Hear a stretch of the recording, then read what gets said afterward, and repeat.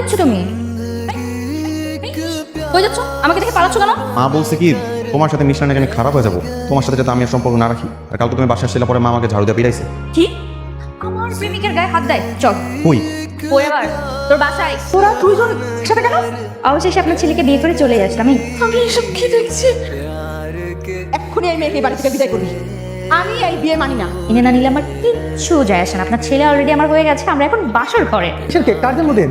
শাশুড়ি আম্মাকে অবসরে পাঠানোর ব্যবস্থা করেছি। আজকেই শাশুড়ি আম্মাকে অবসরে পাঠাবো। আহা, জানি তো আজকে আপনার জন্মদিন না, আজকে তো আপনাকে অবসরে পাঠানোর দিন। এখন থেকে আপনাকে কোনো কাজ করতে হবে না, কোনো দায়িত্ব নিতে হবে না। আমি কি একবার বলেছি যে আমি অবসরে যাবো? তোমার মায়ের সাথে আমার কাছে আমি পারি না। আমি করতে পারি। এই লাউগুলো এত ছোট কেন? এটা লাউ না গাধা। তুই এই বেটির সাথে আসছিস বাজার করতে? তুই কি এই বেটির কাছে এলো? নেন, সে আমার জামাই। কিন্তু ওর